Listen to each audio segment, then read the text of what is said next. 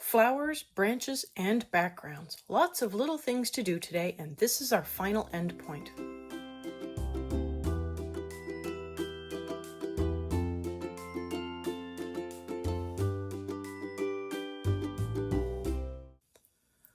I'm starting on the apple blossoms, and I come in with pink at first, but realized that I wanted to come in with the darker color first so that when I came in with pink, the two would blend together better.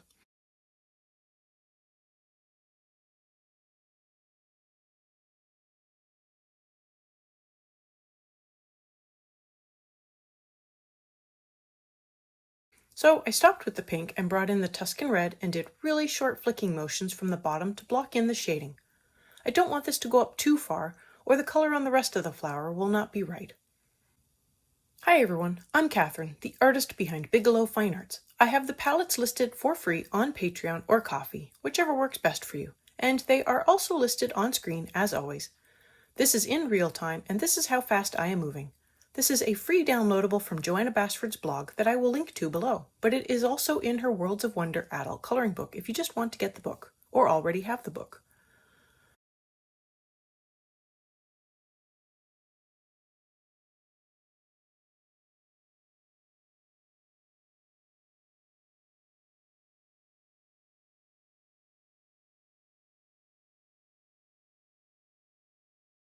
Now I can come in with pink and do longer flicking motions to blend in the pink with the Tuscan red and get both blending and filling at the same time.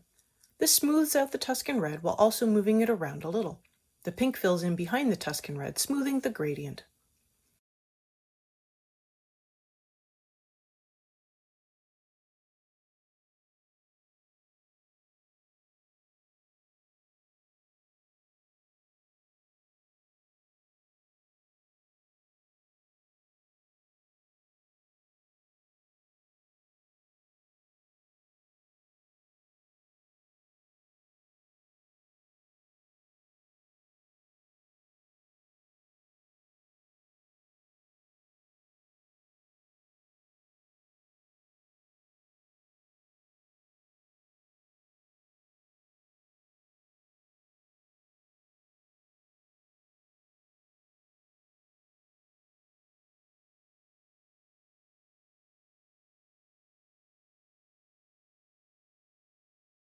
Onto the middle, and I put down a layer of canary yellow over the little circles in the center.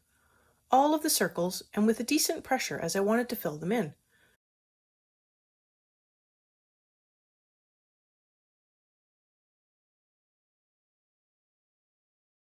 They are small, but I came in with dark brown and added in a small shadow at the bottom of each of the circles that I blended in again with more yellow.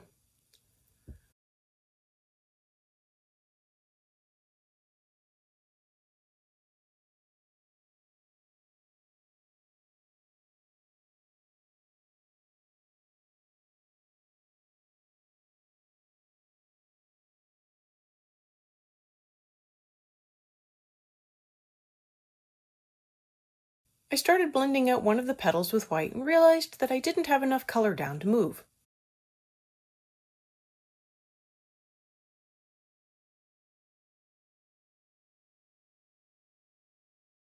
So I came in with more pink and flicked in a light layer at the tops of all of the petals.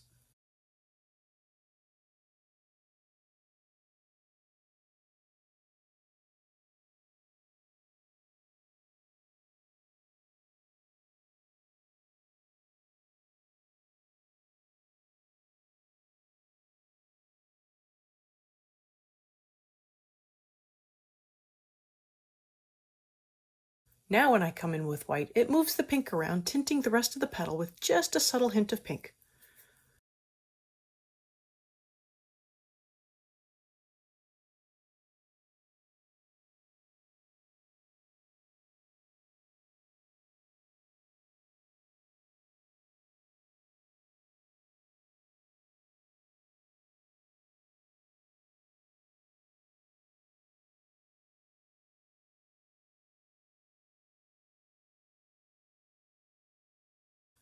And for the tiny little leaves hiding behind the flower, I fill those in with apple green. And that is one flower.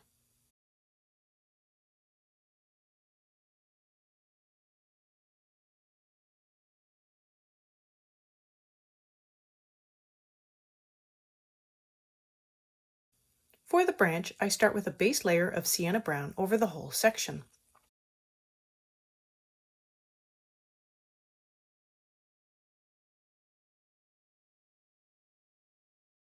I blend in dark brown on the bottom, creating a gradient. It will be darker at the bottom and closest to the bird, but lighter on the top, so I want to show that when I am filling in the colors.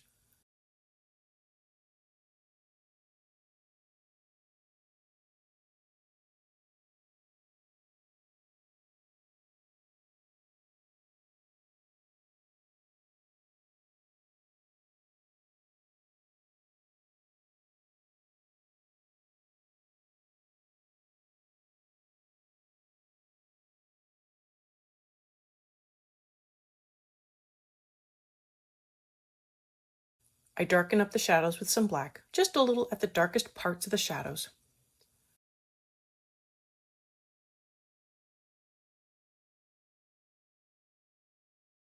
For the top, I want to lighten it up just a little more, so I blend in some goldenrod on top. I add in more dark brown to blend the bottom and sides.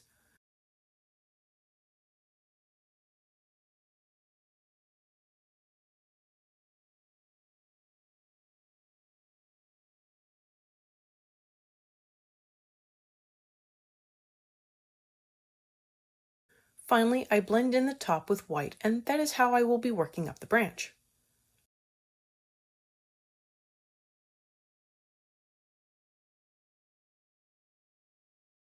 On to the background, and I thought this would be a one and done color, but after putting down some light cerulean blue, I felt like it didn't quite fill in the tooth of the paper.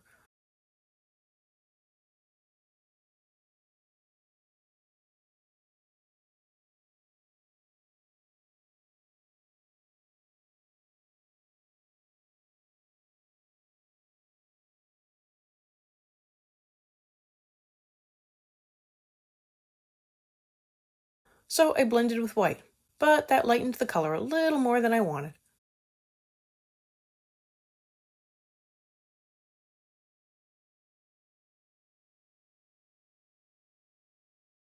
So I added in some true blue on top with another white blending, and all of that gave me the look I was going for. So that is what I will be doing for the rest of the background. If this is your first time here, welcome! This video is part of a series, and I have the rest of it linked above in the cards, but feel free to jump in right here. If you liked what you saw, make sure to hit that subscribe button to catch the rest of the color along.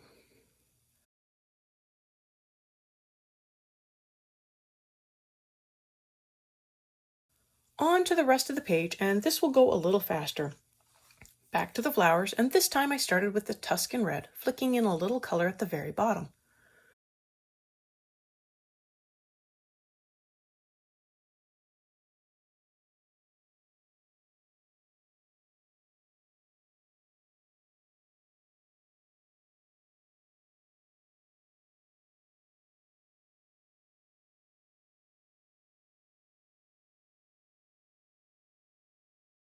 With the pink next, I flick in more color and further out.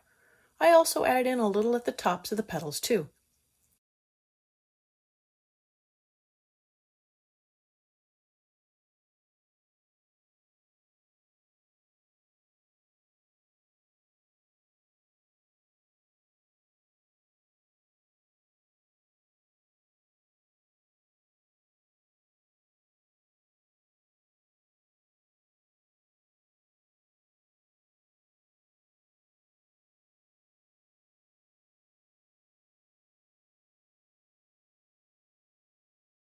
I blend out the petals with white.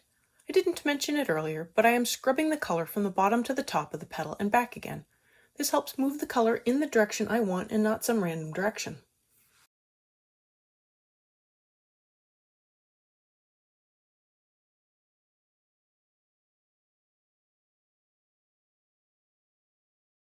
I fill in the little leaves with apple green, and now I can move on to the center.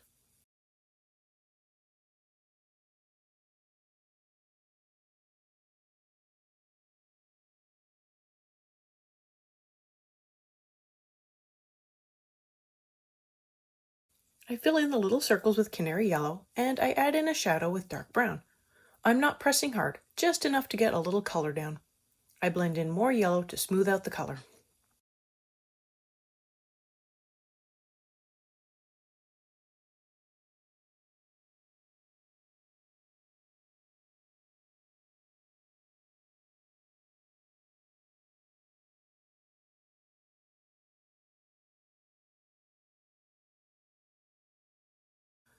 I mixed up the order of colors for the branch, coming in with dark brown first, but it doesn't matter. I add in the color in a gradient at the bottom of the branch and partway up. I also add in a layer on the apple stem, a light layer as I don't want it to be too dark. I come in with sienna brown next and add in a base layer over the branch and more on the apple stem.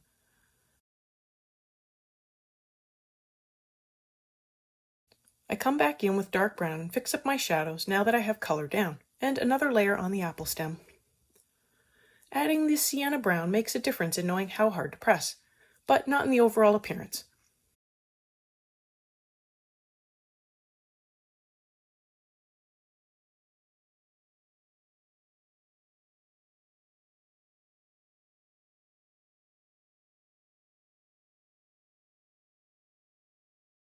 I come in with black and work up the darkest part of each shadow. I start with the one at the bottom of the branch, then I add one beside the apple.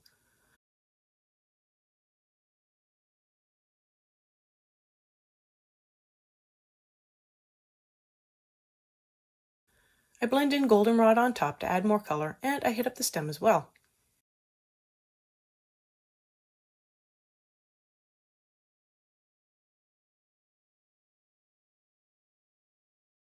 I add in a light layer of dark brown over the top, then I blend in all of the top with white as well as the stem.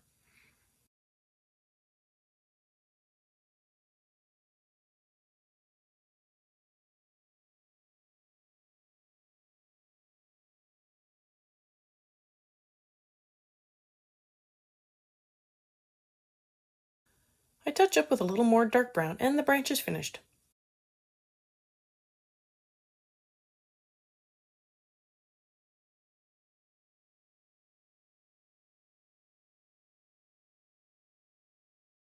Now on to the rest of the background, starting with light cerulean blue over everything.